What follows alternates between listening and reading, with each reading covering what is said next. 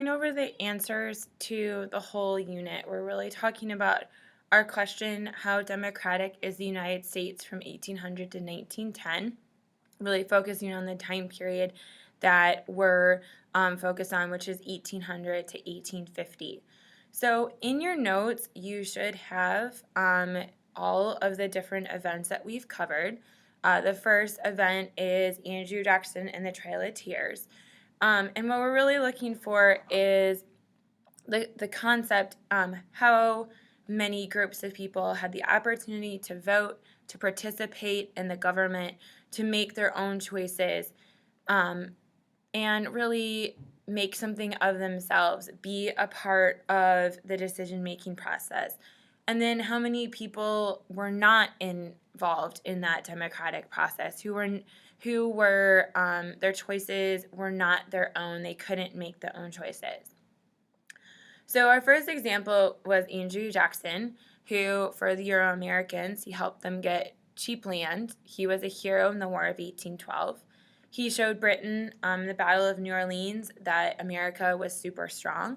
He was the first self-made person to become president, which means that he was the first person who was born poor to grow up, get his own money, and then become president. And for a lot of people, that was an inspiration because he really felt like, they really felt like, he was their person. Now, just because I'm born poor, maybe I can become president as well if I work hard enough. His actions towards other groups of people were not so nice. Oh, also for Euro Americans, he helped them get cheap land. So the way that he helped get Euro Americans cheap land was because he forced the Creek off their land in the Mississippi, who was the original American tribe. He went to war with the Seminoles because they were helping escape enslaved people, or help enslaved people escape. He forced the Cherokee off the land and on an 800-mile death march, which resulted in more than 2,000, some say 4,000 deaths, even though the Supreme Court even said that it was unconstitutional, meaning he should not be able to do that. He did it anyways. So all this cheap land came from Creeks losing their land, Cherokee losing their land, and the Seminoles. For African Americans, he partly became president because he owned over 100 people and he was able to profit off of them enough to afford the money to run for president. It costs a lot of money to run for presidency. And as an example of the kind of master he was, the video explained that he sent an ad in the paper for a reward for somebody who ran away to get 300 lashes, which is enough to kill a person. And also, as a result of the Seminoles being forced off their land, they lost their allies.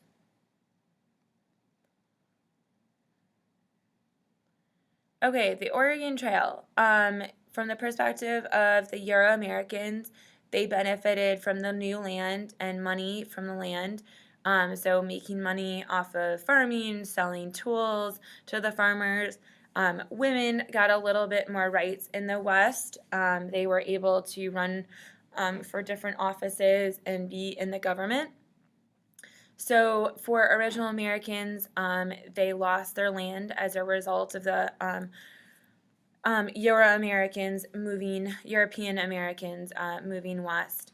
And a few of the free people fleeing enslavement or just were free to start got a few more rights and a little bit more better treatment, but not really that much better.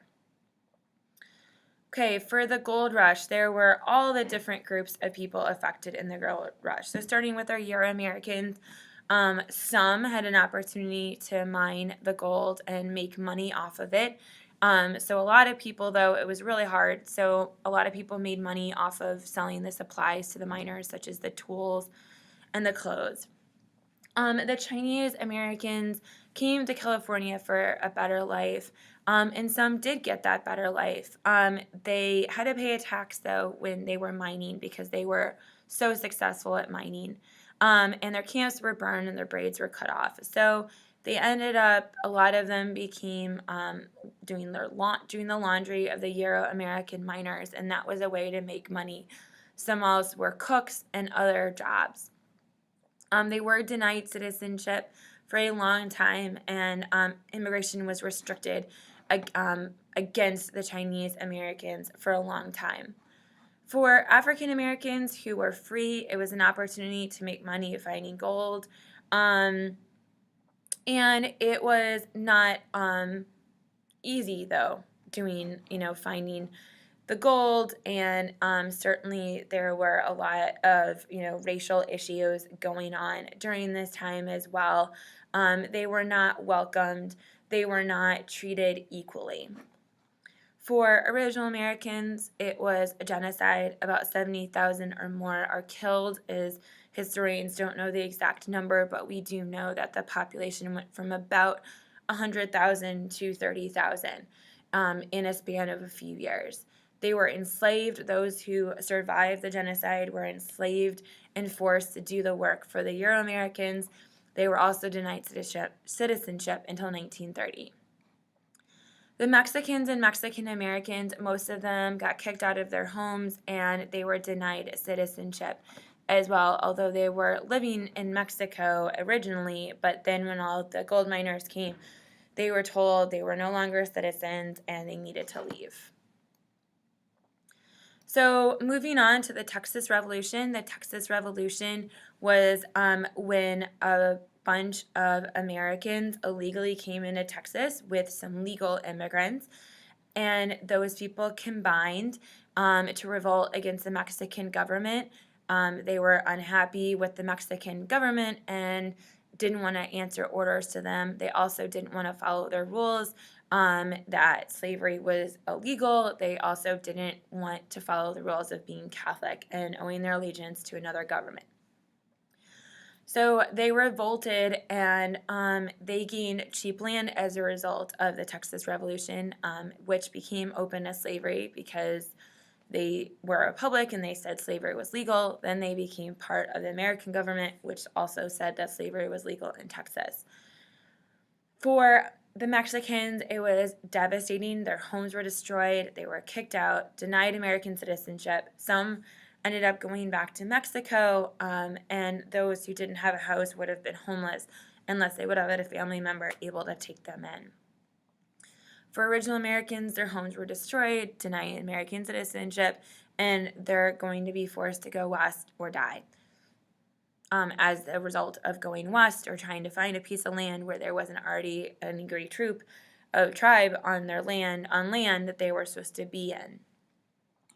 So African Americans were kicked out of their homes and forced to be homeless, and enslaved people, like slavery was allowed in Texas, so it was no longer a safe haven for people escaping slavery, which would have been really significant for people living in the eastern states like Louisiana or Arkansas. They would have been hoping and counting on Texas as a place to escape to, but that was no longer true. So following the Texas Revolution, the American and Mexican government disagreed on where the border was in Texas, and they had a disputed territory. So the Americans went to war with Texas, they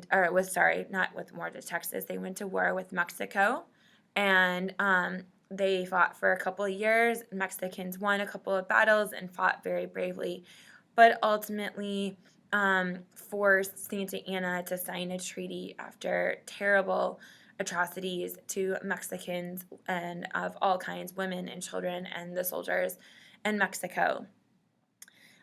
So they ceded over California, New Mexico, Utah, Colorado, Nevada, and tiny part of southern Colorado, and obviously all of Texas. So Euro-Americans gained more land that would eventually be open to slavery, or the people in that state are going to be able to vote about slavery. For African Americans, again, losing a territory that allowed them to escape slavery, and enslavement is spreading west. For Mexicans, their homes are destroyed, they're kicked out, they're denied American citizenship, forced to go to Mexico. For original Americans, homes are destroyed, kicked out, denied American citizenship, And then, like I mentioned before, they're eventually going to be enslaved and murdered during the Gold Rush and other events. For the Seminole Wars, again, a very similar pattern to the Trail of Tears. The Euro-Americans gave cheap land that's open to slavery, and they destroyed a group of people who were helping enslaved people escape, which was, enslaved people escaping is not in the interest of Euro-Americans. So destroying that help is going to be a benefit to them. In terms of African Americans, they lose this group of people to help them escape slavery, especially in the states of Georgia and the Carolinas.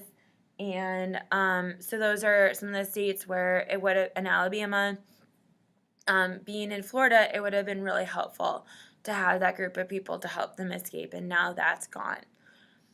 For the original Americans, the Seminoles in this case, they were forced into the Everglades, which is a swampland, in some terrible territories. They suffered of starvation and disease, and some are on a reservation in Florida, and some go to Oklahoma, and so the tribe is divided.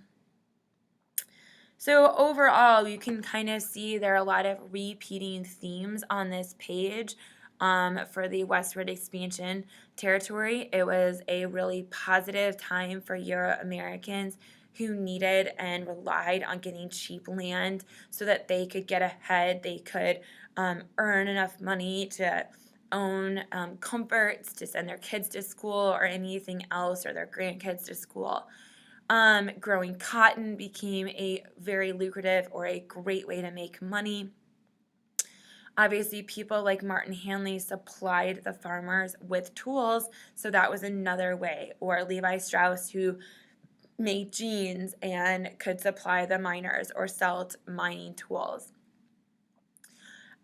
For the Mexicans, it was a time where they got kicked out of their homes and land during the Gold Rush, Texas Revolution, and Mexican War. They were also denied citizenship. Many ended up returning to Mexico and were being subject to the beatings at times. For Chinese Americans, during the Gold Rush, their braids were cut off, but it was an opportunity for them to go to a place where they could make money, and they did end up supplying the miners and being successful in San Francisco. And it is a large part of how San Francisco has been built up today. And they will work on the railroad as well, and that will be a subject of our later studies. For African Americans, they lost territories that helped, and groups of people that helped them escape slavery and enslavement. And free African Americans did get some rights during the Oregon Trail when people were moving to Oregon, but they lost their homes during the Texas Revolution. So very different experiences in those two events. For original Americans, the theme was pretty similar. They got kicked out of their homes. They land during almost every single one of these events. And some, they suffered huge losses in the wars and forced marches west, like Trail of Tears, from disease and starvation. Wars, the Seminole Wars, forced marches, Seminoles and Cherokee, Trail of Tears, and Seminole Wars, from disease and starvation in almost every single one of these. And then genocide during the Gold Rush. They were enslaved in California during the Gold Rush time period and for a long period of land. All of them are going to be forced onto tiny pieces of land because they were forced west, and Euro-Americans continued to want more land. So when you're thinking about answering this question next Monday, what are your thoughts about how democratic, meaning how many groups of people got to participate in our government? How many groups of people got a say in how they lived their life and where they lived their life? How many people got the freedom to do what they wanted to do versus the number of people and the number of groups of people that were victims of our federal government and other groups of people who were taking their land away, who were owning them and telling them what to do, who dictated or decided how they lived their life. So your question really becomes, how many, thinking about what are the groups of people that it was democratic for, and what are the groups of people that it wasn't. So you're going to be using all the examples. Okay, so for example, you could kind of put together this in a different paragraphs, kind of going group by group by group, but describing what are the different examples of events that this goes to. For example, Mexico, Israeli Texas Revolution, Gold Rush, and Mexican War. So you would mention those events during your open note test. You would be explaining that they got kicked out of their homes and these were the events in which it happened. If you're talking about original Americans, this is what they happened to them. This is or isn't very democratic, and these are the examples of the events that this happened to them in, like the Gold Rush, the Seminole Wars, a little bit, and the Mexican War, a little bit in the Oregon Trail, certainly during Andrew Jackson's presidency. What are the events where people do get more say, where people gain opportunities for things? Those are the kinds of things that you're going to be figuring out and going through. And some are going to be longer and some are going to be shorter. Okay, so you're looking for overall themes for each of these groups of people. How are they similar? How are they different? And what are the different events that cover those groups of people? So you're going to have your notes with you, but it's really helpful to be going through this video and me just really thinking about those aspects and, what are the different themes? Be thinking about that ahead of time before you walk in on Monday.